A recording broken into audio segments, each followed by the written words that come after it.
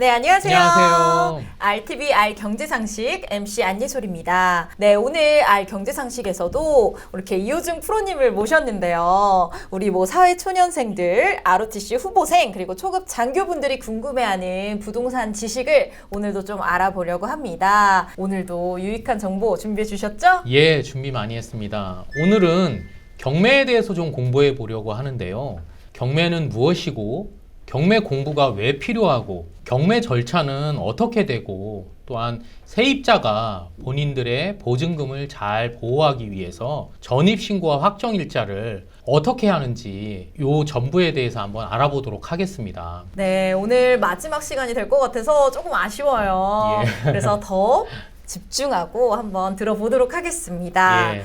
제가 경매는 정말 잘 모르거든요. 아무래도 예. 기본 자금도 있어야 되고 예. 자산이 별로 없는 그런 사회초년생들은 접근하기 예. 어려운 부분이다 보니까 예. 관심도 그만큼 없었던 것 같아요. 예. 그래서 경매가 뭔지 어떤 예. 건지 이 개념에 대해서 좀 설명해 주시면 좋을 것 같습니다. 예.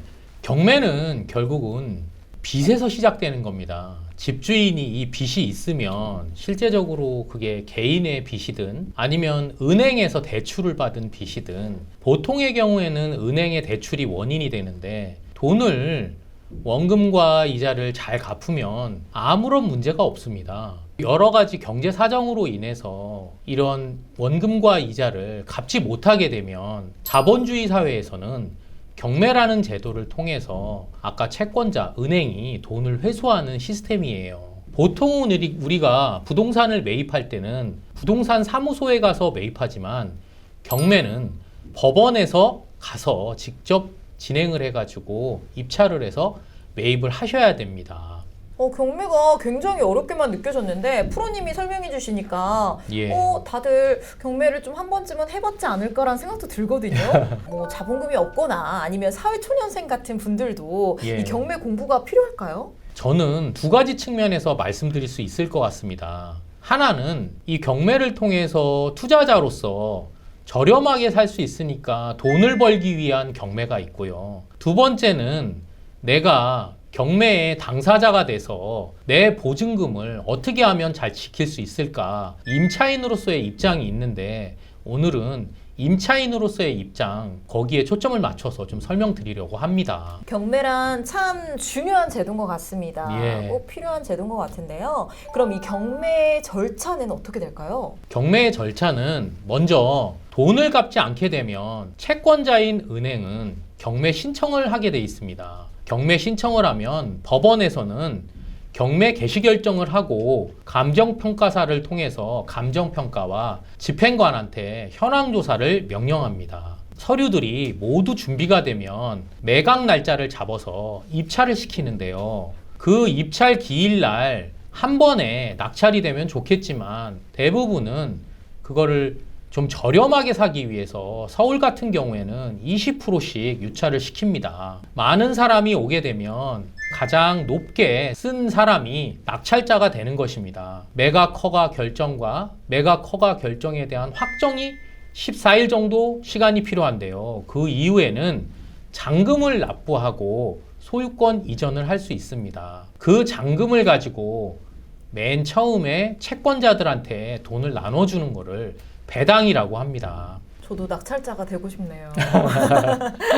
예를 들어 전세 아니면 또 저처럼 예. 월세를 살고 있다면 예. 주택이 경매에도 들어갈 수 있잖아요. 예. 그럼 만약에 경매에 들어간다면 예. 난 어떤 걸 좀 대비를 해야 될까요? 경매에서는 실제로 사후에 할 수 있는 건 많이 없습니다. 사전에 임차인으로서 두 가지를 꼭 챙기셔야 되는데요. 하나는 전입신고를 하는 것입니다. 주택의 인도라는 말은 어려운 말이 아닙니다. 가서 이사를 하는 걸 이야기하는 거고요. 주택의 인도와 전입신고를 하면 대항력이라는 게 생깁니다. 대항력을 좀 더 쉽게 말씀드리면 우리가 매매나 경매를 통해서 소유권이 이전됐을 때 새로운 집주인이 와서 너 여기서 나가라 하면 아니에요. 저는 여기서 살 권리가 있어요. 2년 동안 살 수 있고 그리고 또 나는 여기서 나갈 때 보증금을 가지고 나갈 수 있어요 라고 그분한테 이야기할 수 있는 그 권리가 바로 대항력입니다.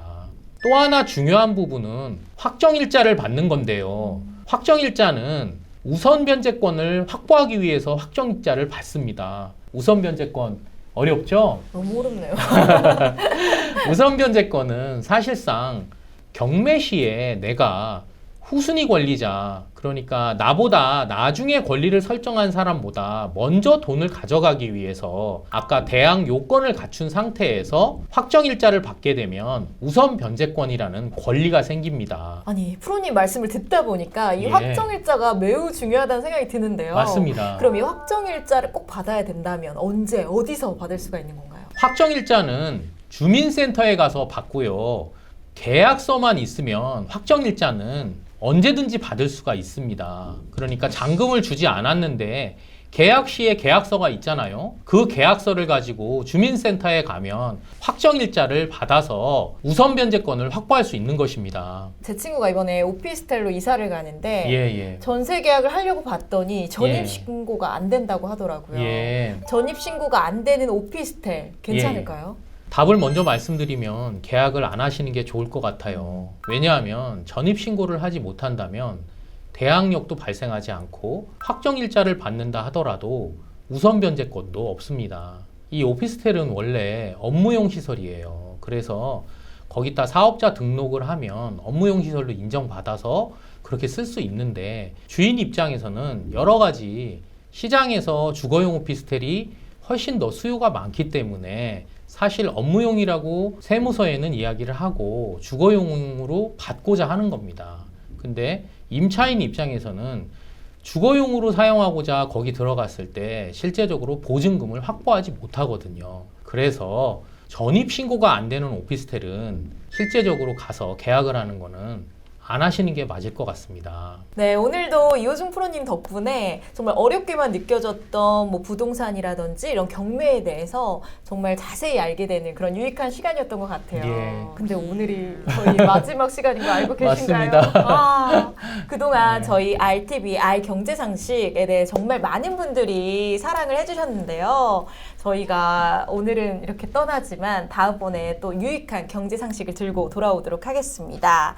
네, 그동안 수고해주신 우리 이호중 프로님께 너무 감사드리고요. 예, 저도 감사드립니다. 네.